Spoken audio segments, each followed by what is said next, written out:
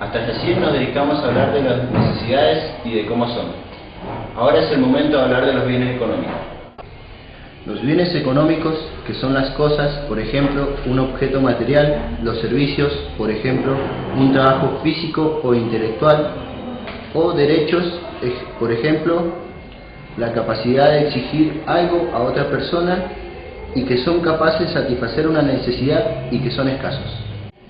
Para que un bien sea económico, debe reunir ciertos requisitos. Debe satisfacer una necesidad. Si tenemos un bien, pero no satisface ninguna necesidad, ese bien no es económico. Por ejemplo, una botella agujereada. Debe ser disponible, esto quiere decir que debe poder obtenerse. Un nuevo material que descubramos que está en la superficie de Marte todavía no es económico porque no podemos traerlo. Debe ser transferible. Esto significa que debe poder pasar del conjunto de bienes de una persona al de otra. Debe ser escaso. Esto ya lo habíamos hablado antes, y ya sabemos que si no son escasos, la economía no se ocupa de ellos. Es necesario y muy importante que tengamos en cuenta siempre que los bienes pueden adquirir y también perder el carácter económico. Por ejemplo, el aire no es un bien económico, pero a medida que sigamos contaminando nuestra atmósfera, tendremos que comprar tubos de oxígeno para circular por las ciudades más contaminadas. Existen diferentes formas de clasificar los bienes económicos, según de distintos puntos de vista. Durables, cuando su existencia no termina de satisfacer la necesidad, por ejemplo, casas, maquinarias, etc. Y no durables, cuando se terminan con el primer uso, por ejemplo, alimentos, materia prima, etc. Otra forma de distinguirlos en de consumo permiten la satisfacción de necesidades en forma directa e inmediata, por ejemplo, una manzana. De producción, son utilizadas para la producción de bienes de consumo, por ejemplo, una maquinaria. También podemos clasificarlos en originarios, los que brinda la naturaleza directamente en ese estado. Intermedios, aquellos que están en proceso de transformación entre originarios y finales. Finales, bienes originarios modificados para hacerlos aptos para satisfacer necesidades. Otra forma muy común de separarlos es en complementarios, cuando el uso de uno implica el uso de otro, café y azúcar, por ejemplo. Sustitutivos, aquellos pueden prestar la misma utilidad, por ejemplo, café y té.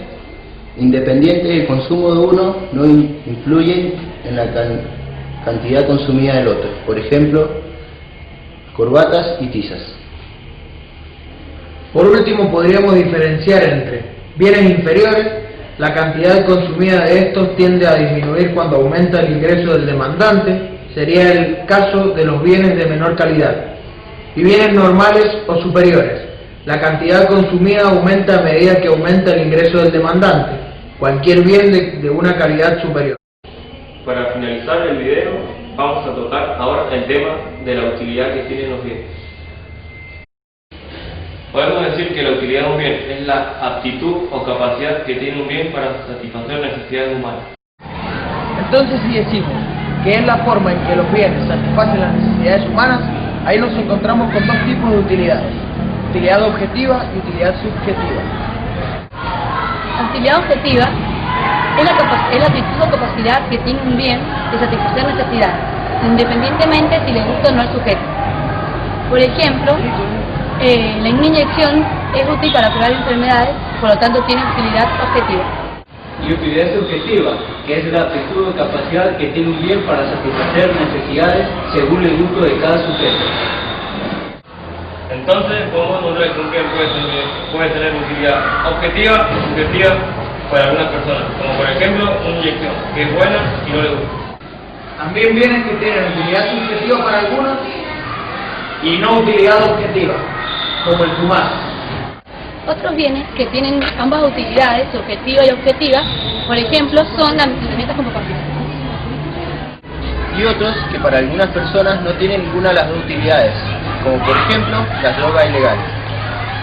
Esperamos que les haya sido útil y nos vemos en el próximo video para seguir hablando de esto que hemos llamado Económicamente Educando.